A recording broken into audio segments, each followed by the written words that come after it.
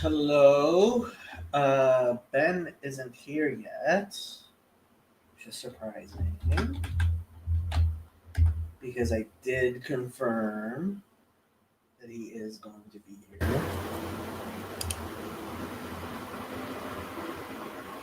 I guess we could do a bit of a review while we wait. Uh, this is the dog that you guys saw on the thing. Say hi. Hi. His name's Lucky. And he's twice as big as the picture you saw. You won't actually see that because pictures are pictures. But he's huge now. Huge. Uh, this is a letter of the Rebbe Maharash, who is the fourth leader of the Chabad Hasidic dynasty. Well, fourth specific leader. There were two leaders of the Hasidic movement before Chabad started. Lucky is beautiful. Lucky. Today we were at the dog park, and there was a dog who is a shepherding breed, who decided that Lucky needed to be put in his place. Lucky did not appreciate that at all. Lucky did the opposite of appreciating that. I'm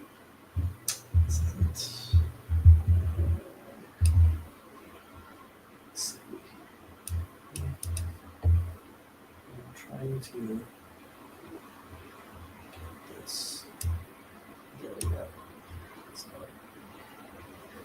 I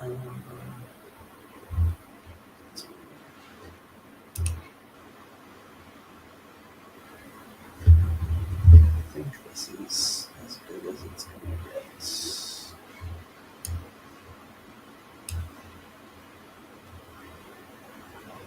For anybody who wants to read along. Anyway,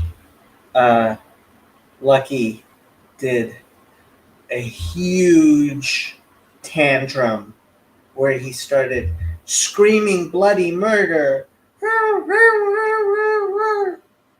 as if he was going to die from the little nip that the shepherd gave him. He didn't die. 2 minutes later, he was running around playing. But he was quite shocked. And he screamed very, very loudly.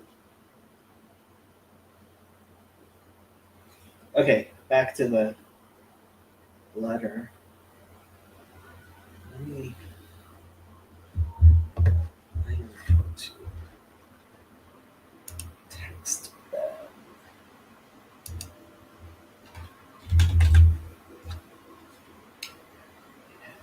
Let's see.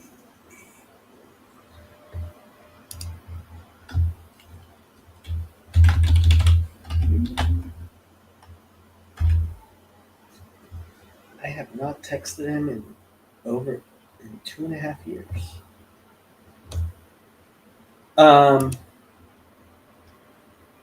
Yes, learning manners is hard. So, this letter is the Rebbe Maharash, the fourth Lubavitcher Rebbe, what talks about someone who came to him with a quotation of Rabbi Moses Cordovero, who was the teacher of the Arizal, Rabbi Isaac Luria, and in that quotation, he says that animal souls don't have are kind of like the souls of um, flies around a fire that reflect the light. They they are they don't have an essential realness to them. And first, we went through last time uh, many other places where Rabbi Cordovero says um, talks about um, by the way, this is the book that my friend John made from this letter. It's called The Case for Animal Souls. Um, it's available on Amazon. Um, and he gives many examples where the spiritual importance of animals is mentioned by Rabbi Cordovero. And so he says,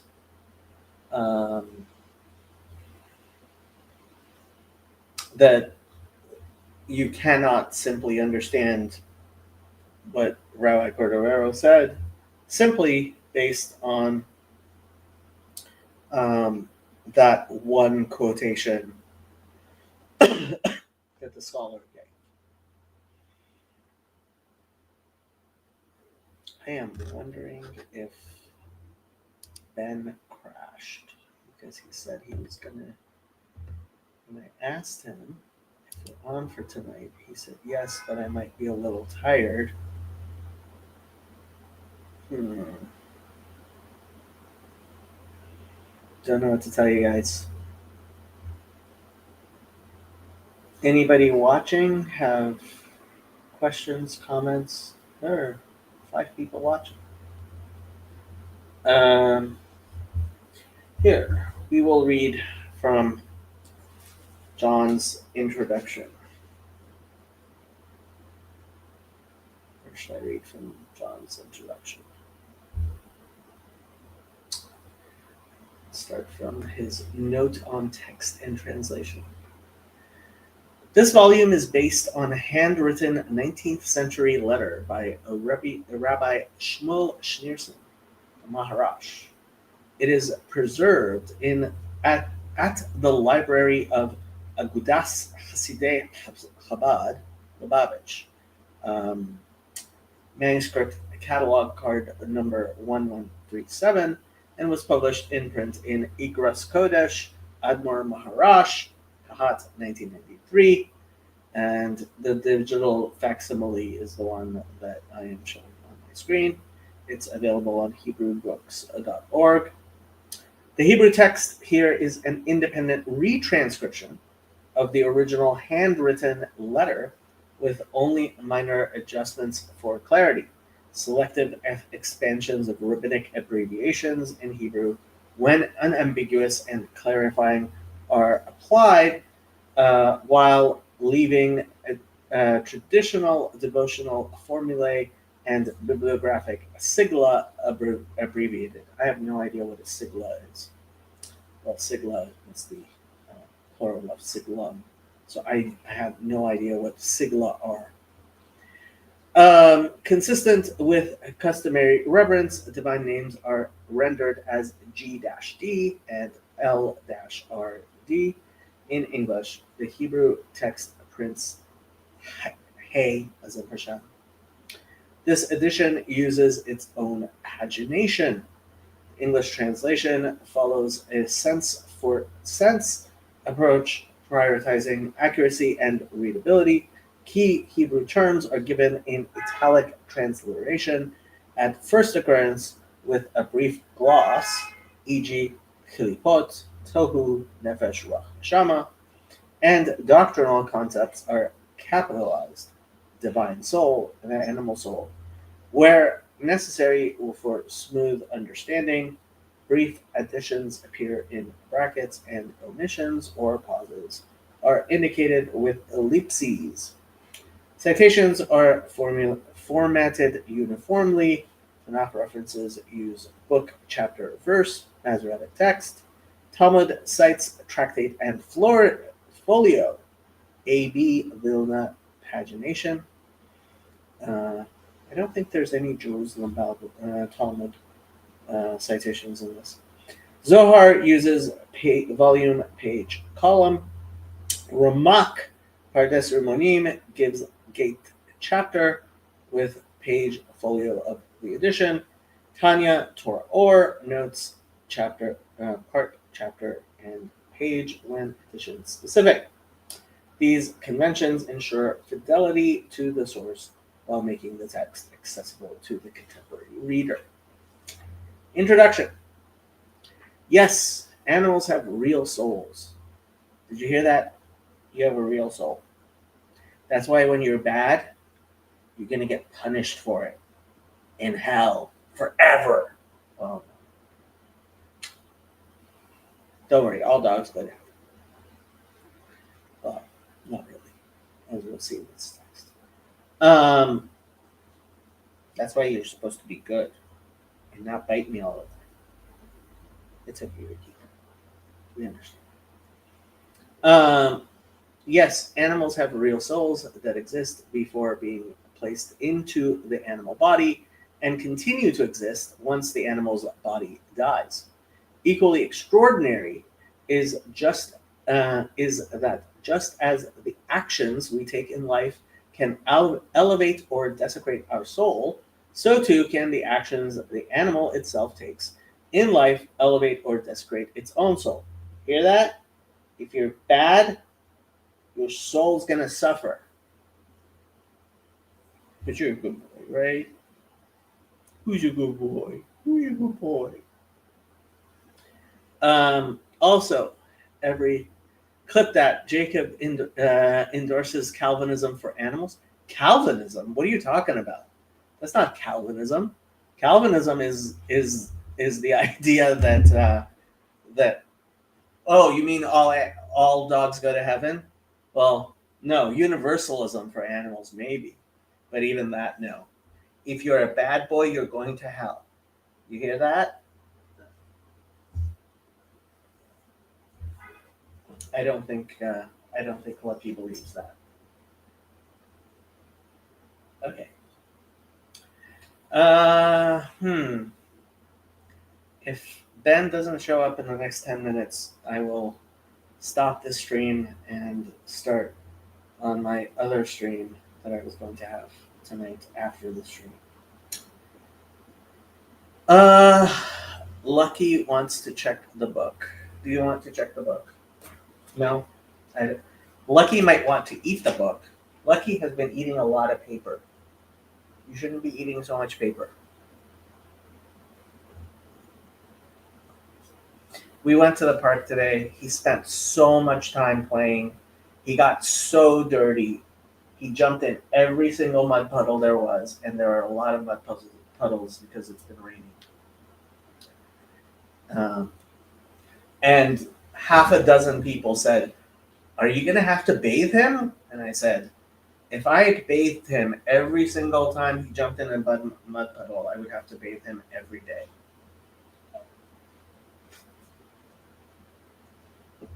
You want to go? If you want to go, you can go. You don't have to sit on top of me all through this.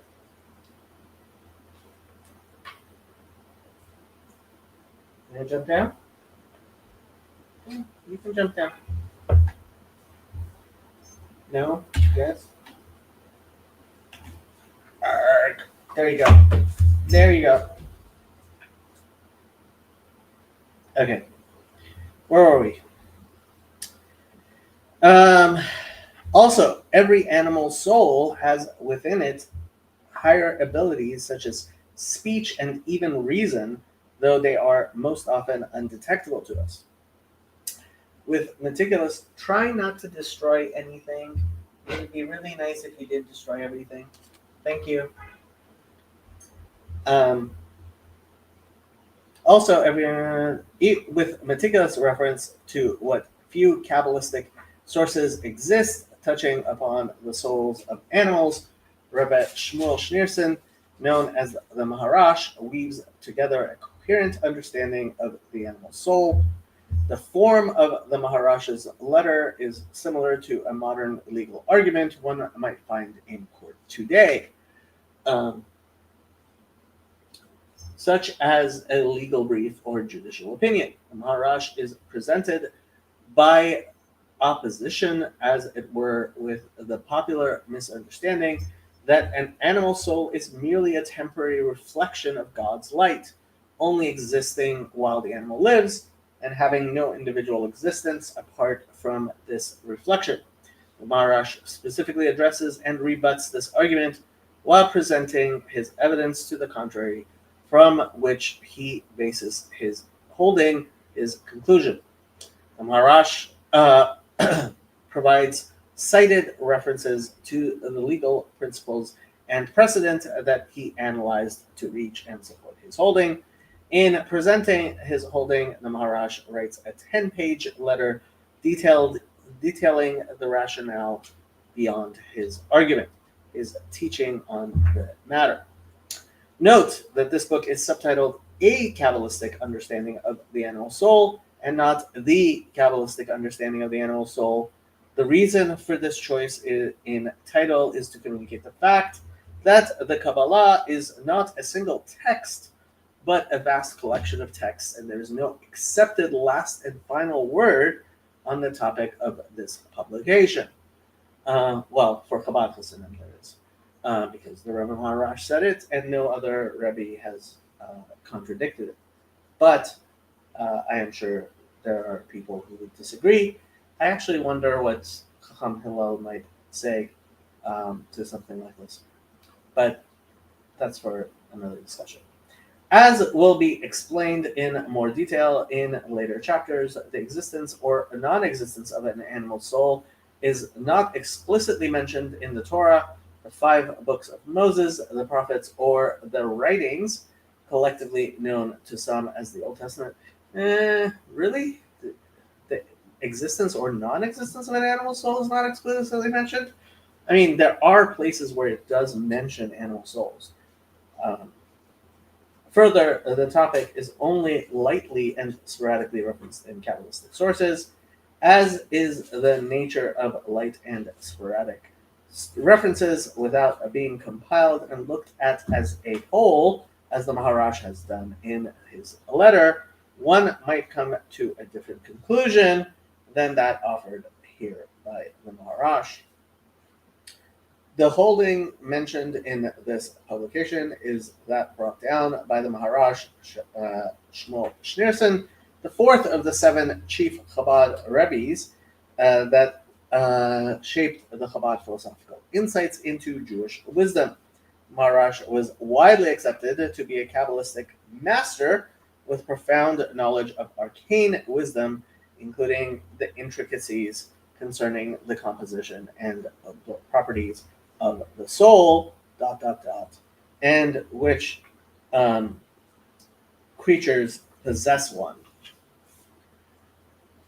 Okay, I am going to call it and start the other stream after this.